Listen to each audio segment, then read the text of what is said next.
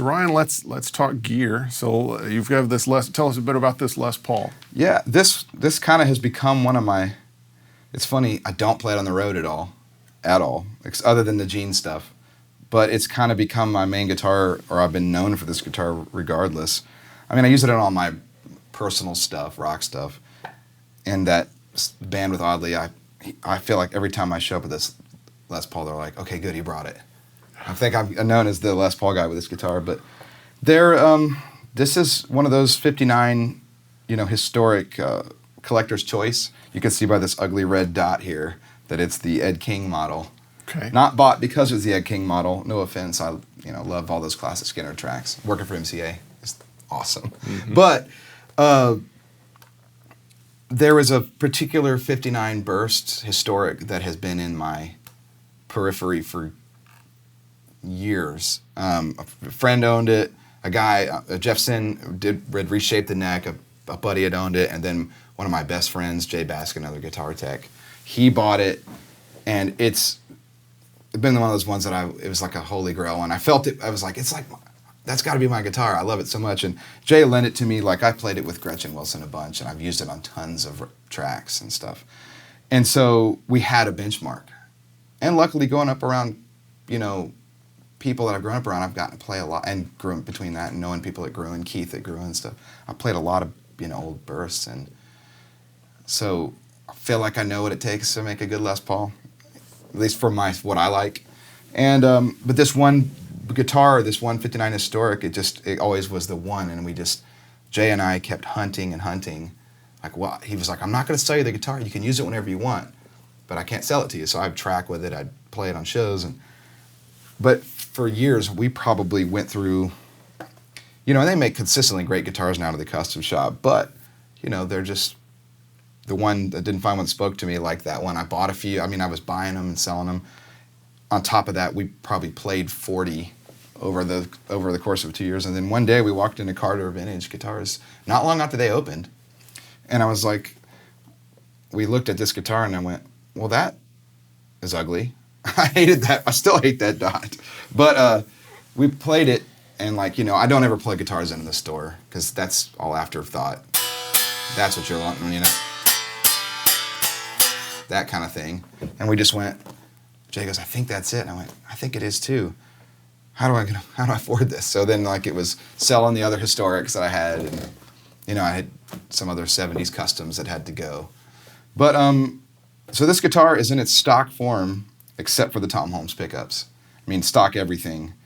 Even Sin was talking, he's like, he hadn't even done the nut or any, it literally came,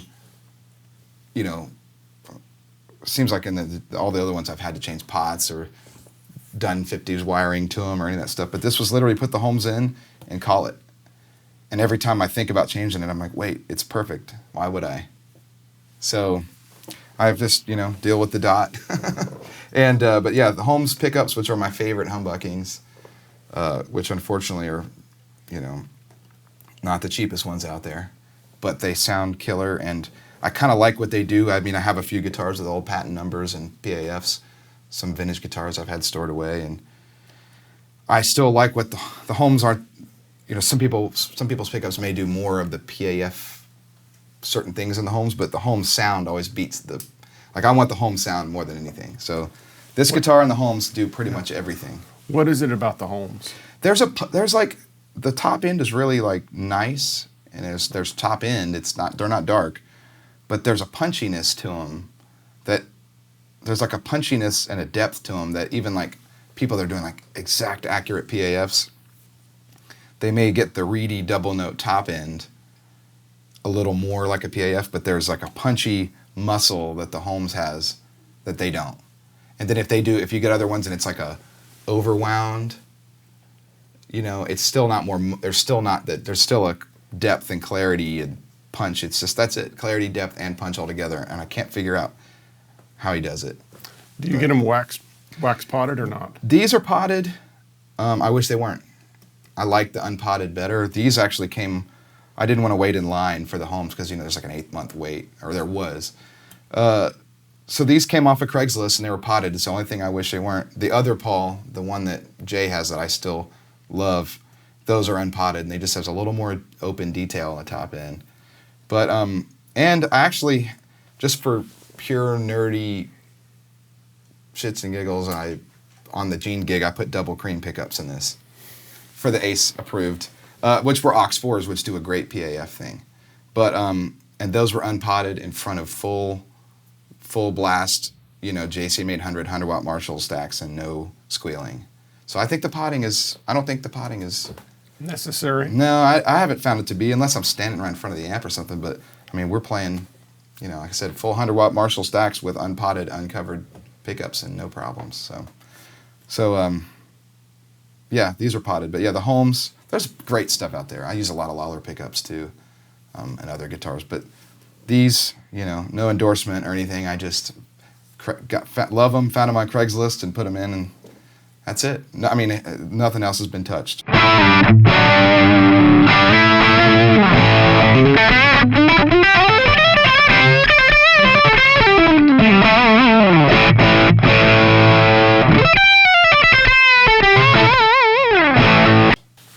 So tell us about this Nacho guitar. Yeah, this is kind of the newbie to the bunch. I've only had this, I got it Thanksgiving, the day before Thanksgiving or something.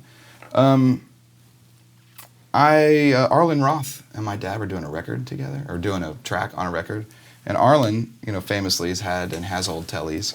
And my buddy Jay and I were hanging out in the studio, and I asked Arlen, I was like, is that 53 of yours? He had it laying on the ground, and it sounded, we were in the control room while they were tracking, it sounded huge. It sounded perfect. Playing this into a deluxe a Nacho and a deluxe reverb, and I just went, is that one of your 53s? And it didn't look completely like, it would fool you from a few feet away. If you really want to nerd out, you could point out some things. But he said, no, that's a Nacho. And I went, Nacho, you mean the Blackguard book guy? And he goes, yeah, he's doing guitars. Long story short, he gave me his email and we became, pen pals. And we talked for months, and I finally was like, you should send one over to check out. And my dad was hot on him too. And I said, send one over to check out. And he sent this one. And I just went, well, I guess I got to keep that. So I wired him the money, and that was it. I've been playing a couple Tellys made by Jeff Sin, Telly style guitars. I think he calls them Pomonas, made by Sin, who's one of my dearest friends in the world, and he makes great guitars and does all the work on all my stuff, and for my dad as well. But I just wanted to, his guitars, I had some custom colors. I have a Sonic Blue. That's actually the one I use on the road. But this one, I just wanted the Blackguard thing, and Arlen's guitar sounded so good, and who knows Blackguards better than the guy that wrote the book, literally, on them, and has every spec of all the, every guitar in that book. And it came in, and it blew me away. It needed a little adjustment. It came from Spain, and it had some things that weren't the way I like guitars to be. So I had to, it needed some work. It wasn't out of the gate. It wasn't out of the gate to a gig or a session, but it just had something that was more like a Blackguard than my other Tellys. My other Tellys, maybe the Sins were a little more for the 60s sound, Bakersfield, bright switch up thing. Mm-hmm.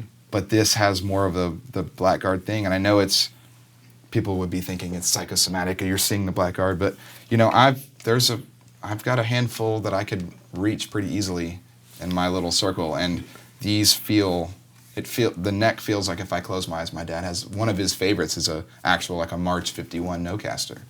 And this isn't the same neck shape, but if I close my eyes, I go, am I holding that guitar? Like it's got the same feel and it reacts the same. And so it's kind of been blowing me away, and really everybody that's heard it, it's like, can you give me his email? Kind of that thing. It's happened. And people that especially plugged it in are A-bead guitars, and it's sort of been. It's new. I haven't really used it on anything yet, but it's been my couch guitar for the last few months, and it's pretty magnificent. So You said it reacts different than your other telly. So what would you being someone that has had the chance to play a number of blackguards, what is the difference between what is the blackguard thing? Well, everybody hears things differently.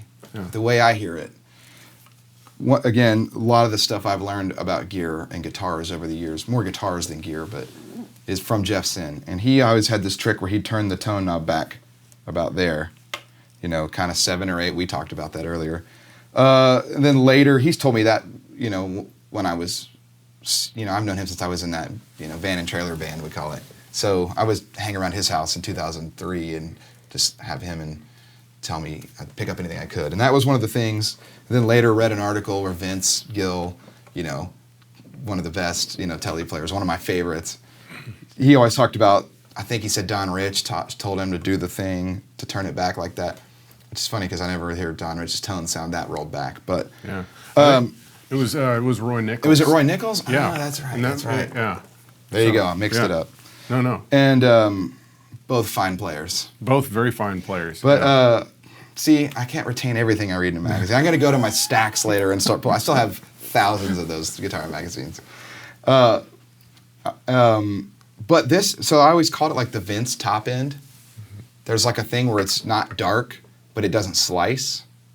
And I would kind of get close depending on your tone cap and pot with doing the trick that Sin taught me. Sin's guitars have a little extra brightness built in so you can go a little more 60s and stuff. But this guitar had it out of the gate, even before I had it really where it was able to play a gig. It came with the non-intonated saddles and it needed some fret work and stuff. But this guitar had what I call the Vince top end with both knobs all the way up out of the gate. And so that's when I immediately was like, who made these pickups? I was trying to dig into who made them. Turned out it was your buddy Ron Ellis. So I've been talking with him about these pickups lately. He's a super cool guy. But that thing to me is it's a little hairier. It's like the bright switch is off the black face amp. It's a little hairier, and then it's bright, but it's not bright, but it's not dark. Yeah.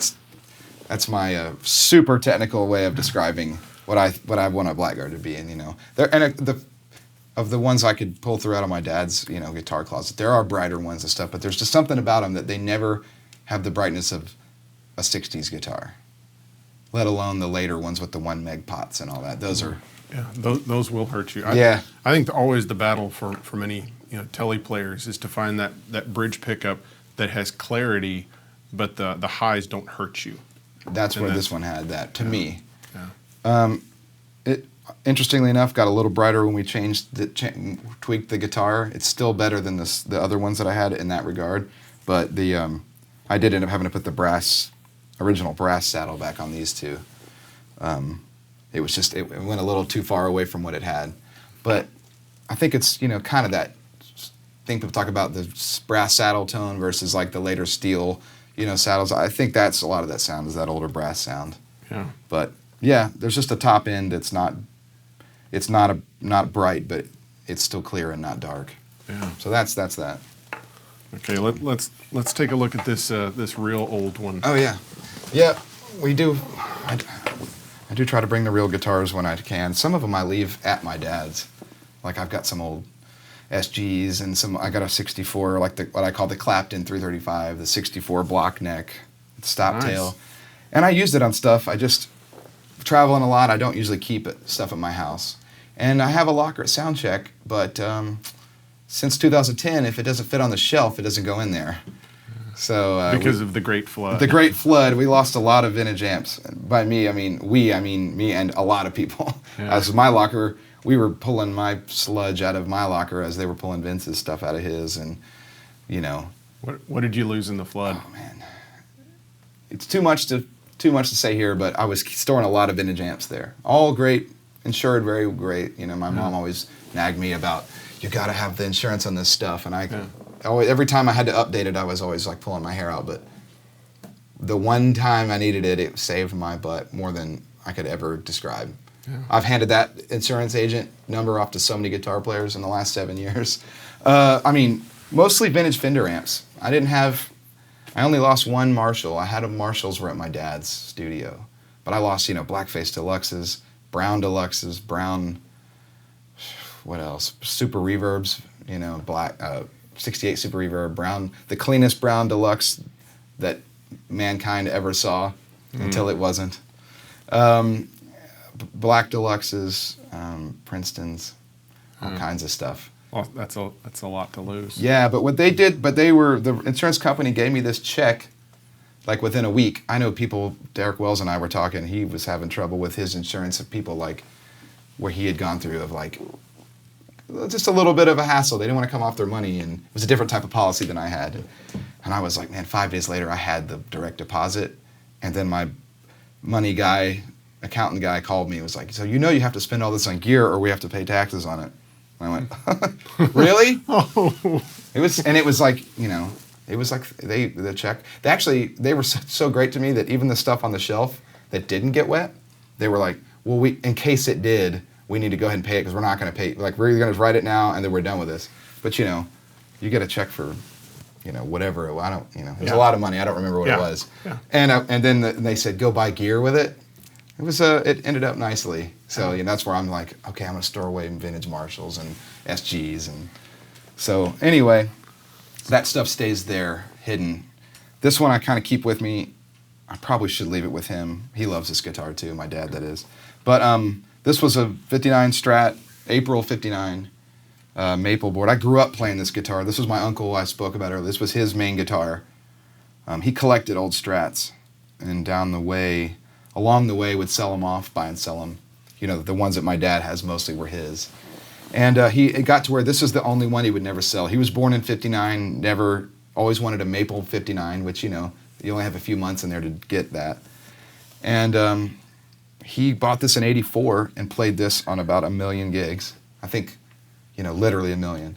And I would always sit at it, spend the summers, even up on the road. Like, when I got my first good guitar, I was like, I wanted a Strat because my uncle played a Strat, this guitar.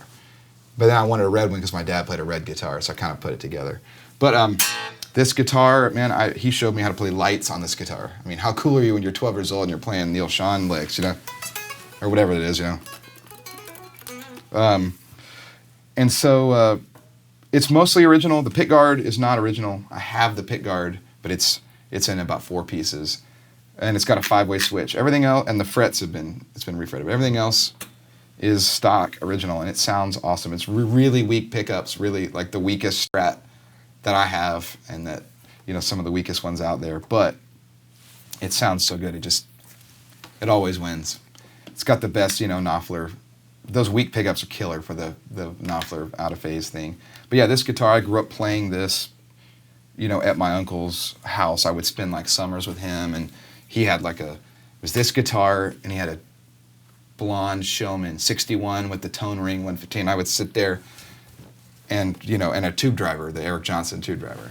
And I would sit there, for hours and play this and go, man, I want this guitar. And he always just, he was cool, man. He turned me on to a lot of records, Eric Johnson, and, the Whitesnake 87 record I heard at his house the first time, which blew my brain out too. And, but he was like, someday I'll, that'll be your guitar. And first of all, I always thought, well, I don't want that day to come, really. But he's still with us. He's still around. He just called me up one day and said, hey, today's the day. So I got the guitar, and I still get to see him. So couldn't have asked for more. So he literally just one day, he still plays with my dad when he does the Opry or something. He said, I'm coming down to do the Opry, which is like an exit down from my house. He goes, I want to bring the Strat. He goes, you should just take it. And I thought, he lives in rural Kentucky. Like, there's nobody there that works on guitars. I thought, what do you need done to it? I'll tell Jeff what is something broken. He goes, no, just take it. And I thought, no, but what do you want? Like, what is? does it need me to restring it or something? He said, nah. He goes, I think it's the time. He goes, I don't play it much anymore.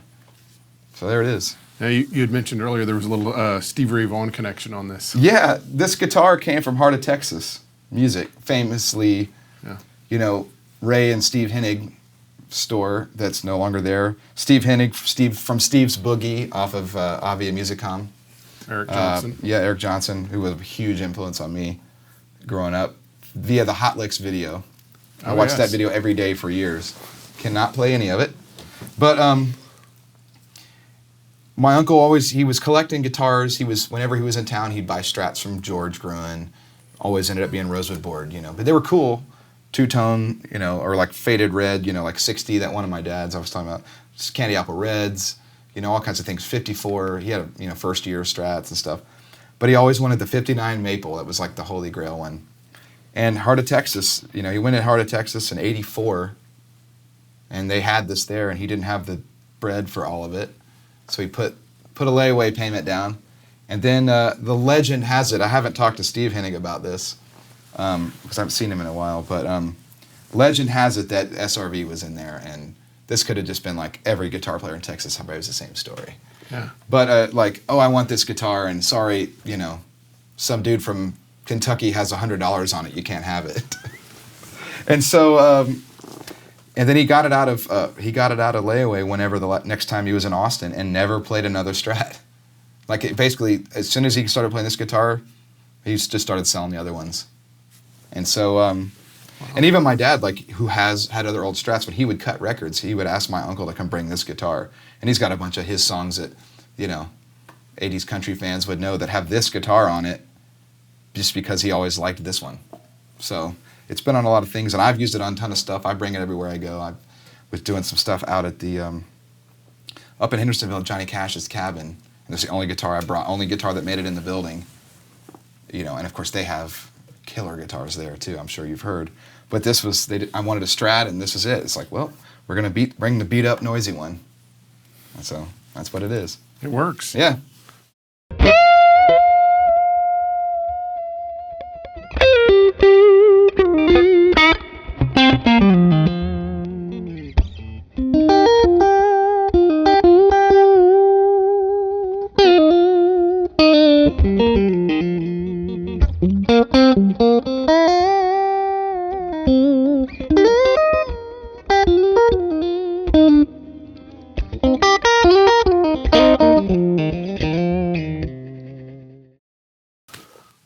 Ryan, tell us about this Supro guitar. Supro Ozark. Honestly, I don't know the year. I feel like it's a 59, 60, something like that. I need to talk to Jeff Sin about that because he knows these guitars. But I just had to have the Joe Perry Supro. Okay, so why is it the Joe Perry Supro? Well, all those records that, some people, everybody has their own favorite era of Aerosmith, but in the late 80s, 90s, when I was seeing MTV for the first time and seeing those videos, that music spoke to me so big. Because I was already into rock stuff, but, it's like these dudes are on the TV doing it. And they were on SNL, it appeared to be like every other week. Yeah. It seemed anyway, at least on reruns. But there's a movie, Making of Pump, where they're making the classic Pump record. And Joe Perry, every time he's playing slide or noodling around in the corner while Steven's doing something, it's always on a Sunburst version of this. And then I later saw him with the double pinstripe one like this. Much better shape, of course. But, being a huge Aerosmith fan and Joe Perry fan, and Whitford, both those guys are as cool as it gets. And a big slide guy. I'd have just been playing slide on Strats and Les Pauls, but I was like, I'm going to get into some other things. So about, I think, 9 or 10 years ago, I bought this guitar from Rock and Roll Vintage in Chicago. Sight unseen, I just saw it online and went, that's the Joe Perry guitar, gotta have it. So I think I called him over the phone with my card number, and it showed up. And I love Ry Cooder and all those other great slide players. I've been playing, slide since, again, my mom bought me that slide and the Allman Brothers thing. But this is that pickup that a lot of people have, Lawler makes a killer version of it. I have in another guitar, a Strat. But a lot of people take these out and do the Ry thing with the gold foil Cooder Caster deal. And it's great. These pickups are great for that, more seems like guys tend to play more of like a sullen, pretty style with that. This pickup and this guitar, with this weird little short scale guitar, is just, I call it the attitude guitar. It's not really pretty. I'm not going to do delicate rye stuff with it. I love doing that stuff, and I love that playing. But this is not Paris, Texas. This is Ragdoll, or whatever. This is this is Marshall, Supro, open A tuning. It's just the rock and roll attitude guitar.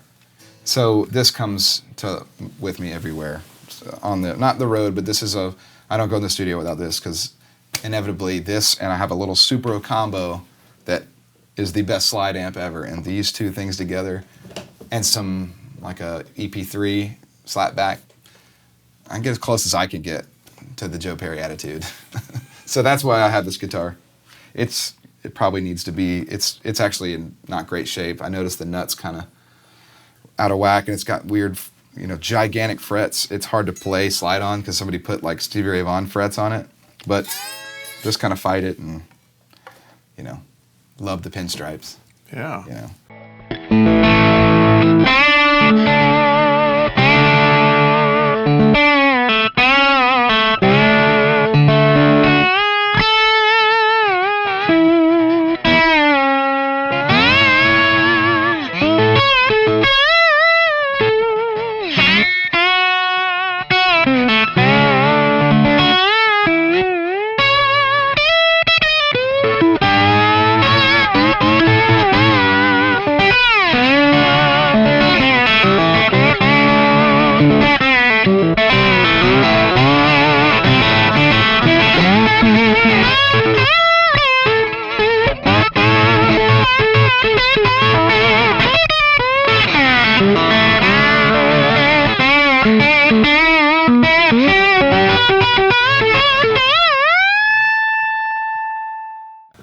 So that's it. Rock and roll slide guitar. And what kind of strings and such do you use? I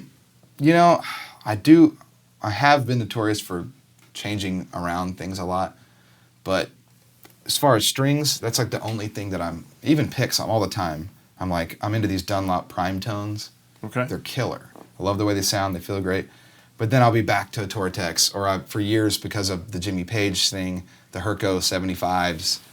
And now they actually do the Jimmy Page mold, so I do use those a lot still. But I'm all over the place. Fender mediums, sometimes I'm back to that. But with strings, it's D'Addario. I've used other things in the past, but Tom Spalding over at D'Addario, who was a friend way before he worked there, I was actually using other strings, not because, really for no other reason, I just wasn't thinking about it. And then when Tom was there, I was like, well, I love Tom. He was my guitar tech for all with Leanne Rhymes, and we would always hang out, and on the road, he'd always show me some chord I'd never heard of, because he knows every chord. He knows, he's like the Beatles songbook, he knows all the chords. But the D'Addarios, they make a string for everything. I have zero breakage. I'm easy on strings. I play hard, but I don't sweat. I don't have the grime. I could keep a set. These strings on this guitar have probably been on here for 2 or 3 years. I don't blow through them. And then with D'Addarios, and now they have these new NYXLs, which I specifically use those on the Gene gig so I could just play the one guitar and know that they wouldn't break. But I've never had breakage, and no issue. That's my, I don't even think twice. It's D'Addario everything. And plus, I go by Tom's office, and he always has some bootleg. I mean, me being like the Van Halen aficionado in my brain, and he's got a bootleg of a 78 show the other day that I never heard, so.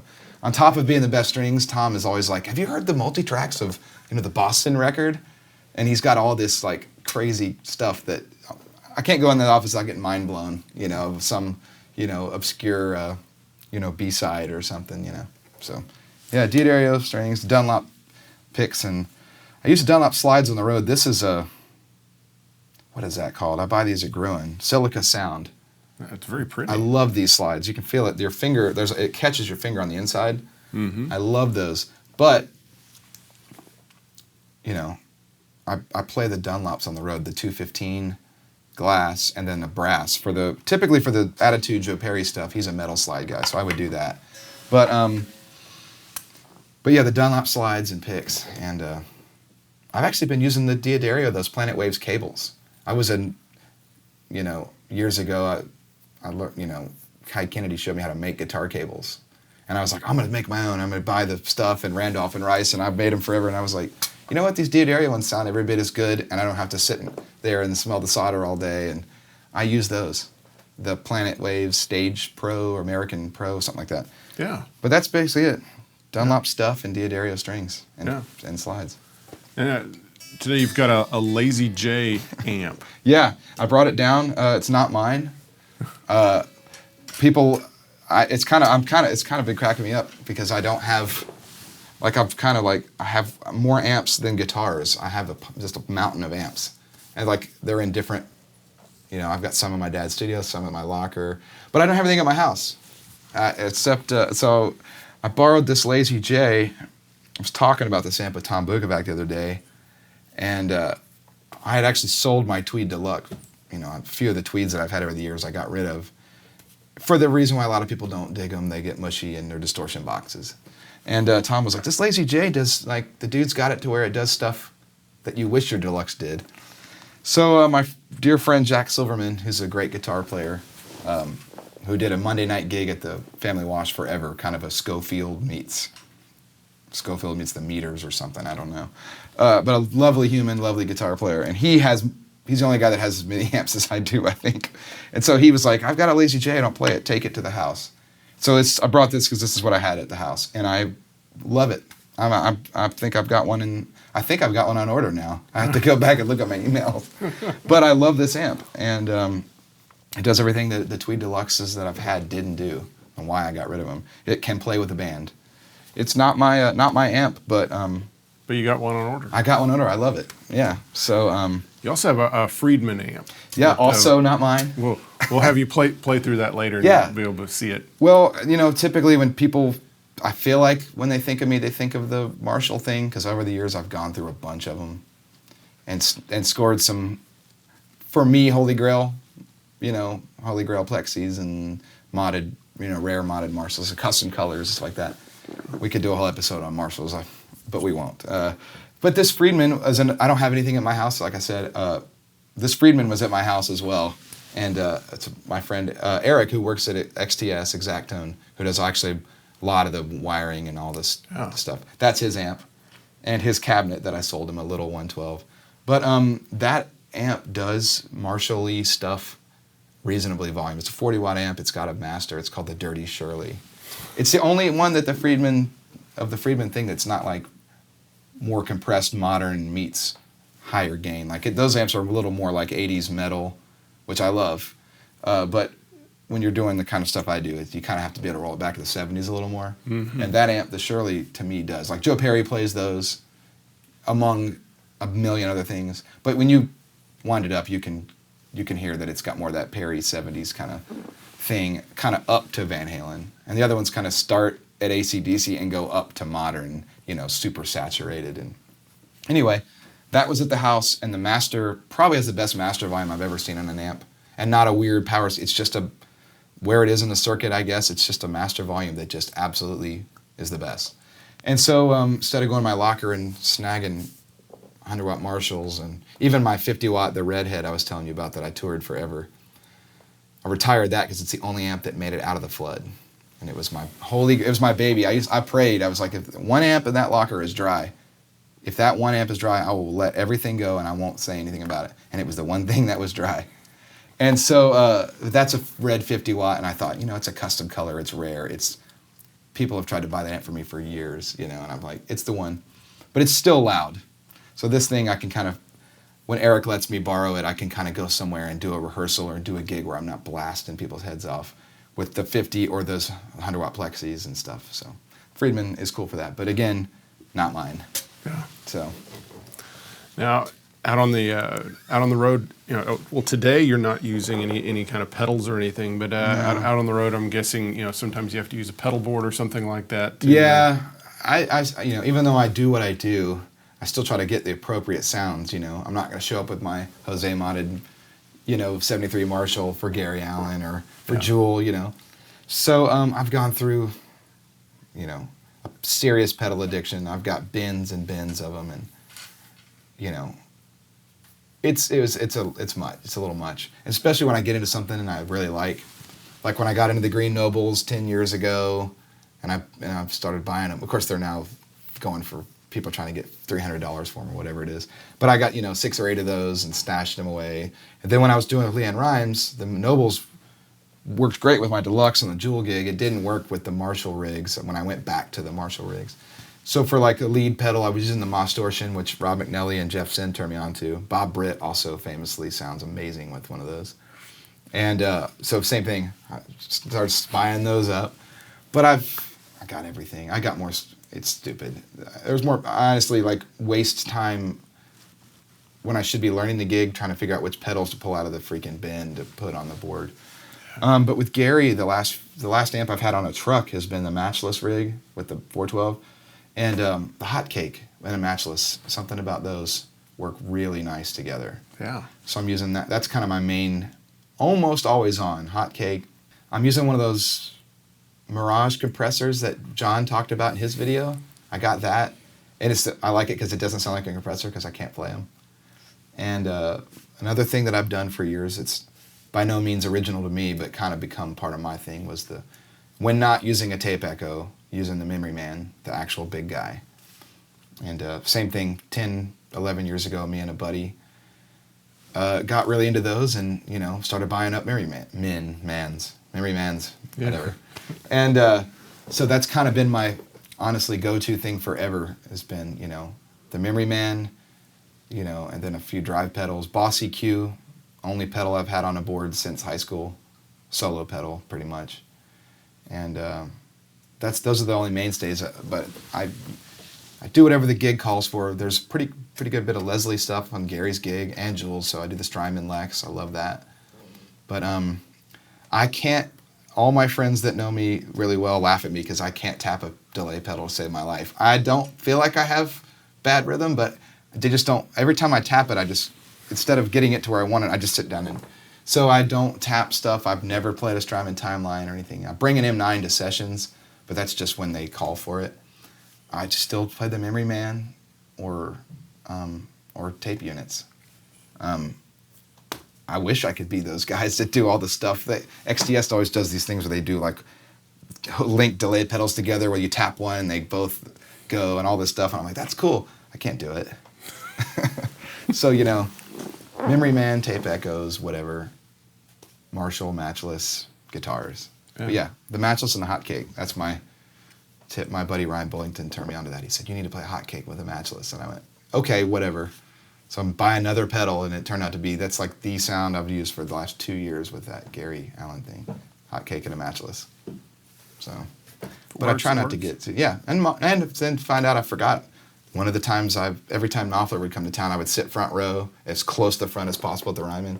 And one Shangri-La tour, maybe 04 or 05, I looked and I saw he had one pedal and it was a Hot Cake. And I went, all right. I remembered Knopfler had one, so I can have it too then. So.